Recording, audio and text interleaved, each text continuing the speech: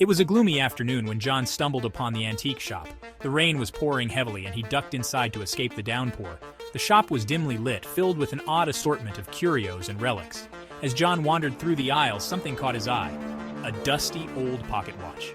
It was unlike any he had seen before, with intricate engravings and a faint, eerie glow. John picked it up, feeling a strange energy pulse through his hand. Curiosity got the better of him, and he decided to buy it. The shopkeeper, an elderly man with a mysterious air, warned him, "That watch holds powers beyond your understanding. Use it wisely." John shrugged off the warning, thinking it was just a sales tactic. He slipped the watch into his pocket and left the shop, eager to experiment with his new find. Back at his apartment, John examined the watch more closely. He noticed a small dial on the side and, unable to resist, he began to turn it. As he did, he felt a tingling sensation spread through his body. His reflection in the mirror began to blur and shift. To his astonishment, he watched himself grow younger. Within minutes, he had the appearance of a 10-year-old boy. Confusion and excitement mixed in his mind. He realized the potential this watch held. But before he could think it through, he had an idea. He would sneak into the nearby all-girls college just for the thrill of it. With a mischievous grin, John stood at the entrance of the all-girls college, his heart pounding with excitement. The oversized clothes he wore made him look comically out of place, but he was confident in his disguise. He took a deep breath and walked forward, trying to appear as inconspicuous as possible. The campus was bustling with activity, students chatting and hurrying to their classes. He made his way to the nearest building, blending into the crowd. His small stature allowed him to move unnoticed among the taller students. He spotted a group of girls entering a dormitory and decided to follow them. As they chatted and laughed, John slipped inside behind them, careful to avoid drawing attention. Inside the dormitory, the atmosphere was lively and chaotic. Girls were rushing about, some carrying laundry, others with books and laptops. John knew he had to find a place to hide his adult clothes quickly. He ducked into an empty room and stashed his belongings under a bed. Now, he was just a kid looking for his sister, or so he would claim if questioned. He wandered the halls, trying to look lost. His plan was to blend in until he could explore more of the campus.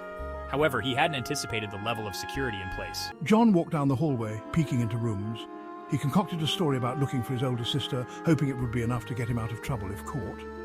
Suddenly he heard footsteps approaching. Panic gripped him. It was the dean, a stern woman known for her no-nonsense attitude. He ducked behind a potted plant, holding his breath.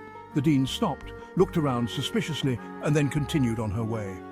John sighed in relief, but knew he had to be more careful. He tiptoed further into the dorm, the thrill of the adventure still coursing through his veins. Just as John thought he was in the clear, the unexpected happened. He bumped into a table, knocking over a vase with a loud crash. The noise echoed through the hallway. Fear surged through him as he heard the dean's voice barking orders. She was coming back, and this time she wouldn't miss him. John bolted, sprinting down the hallway. He could hear the dean's footsteps gaining on him. His mind raced. He had to use the watch. He fumbled with it, trying to turn the dial as he ran. The watch slipped and he barely caught it, his fingers trembling. Finally, he managed to turn the dial. A strange sensation washed over him. His clothes felt baggier, his legs shorter. He had turned himself into a toddler. He stumbled, nearly tripping over his own tiny feet. The dean was getting closer. He had to hide. He spotted a laundry hamper and dove into it, covering himself with sheets and towels.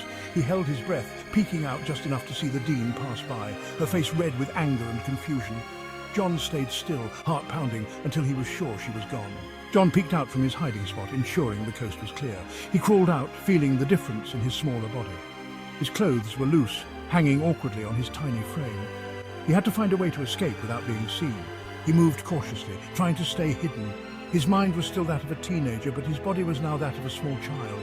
It was a strange and uncomfortable feeling.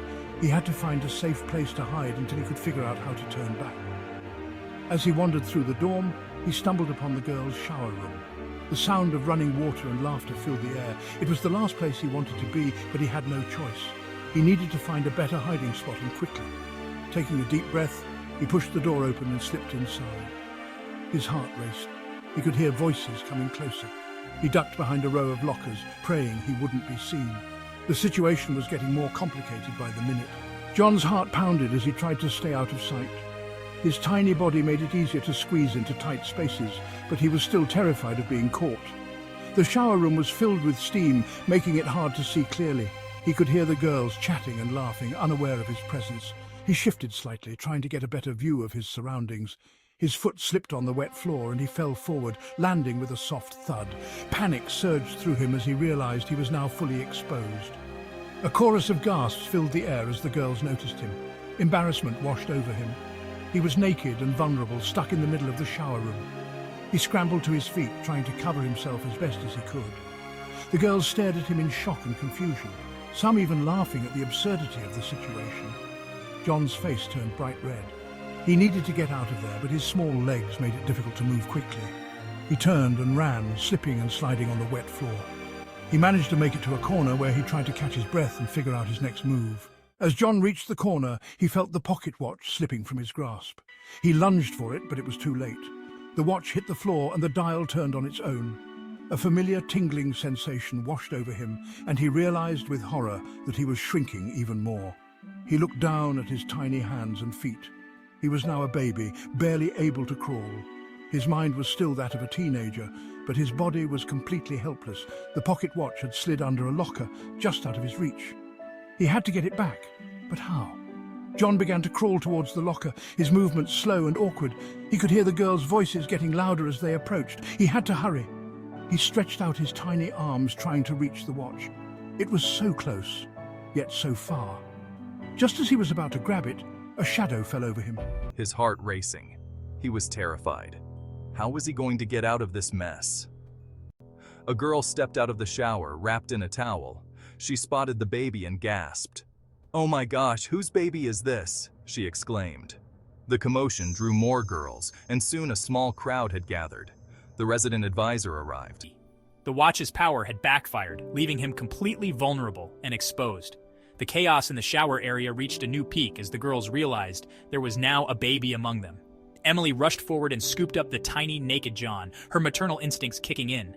"What in the world?" she murmured, cradling him gently. The security guard looked on, bewildered by the bizarre turn of events. Emily quickly wrapped John in a towel, trying to calm the frantic girls and restore order. The sight of a baby had a strangely unifying effect, and the panic began to subside. Emily decided to take John to the campus nurse, hoping to find some answers about this mysterious infant. She carried him through the halls, the towel wrapped snugly around his tiny form. As they reached the nurse's office, Emily explained the situation as best she could.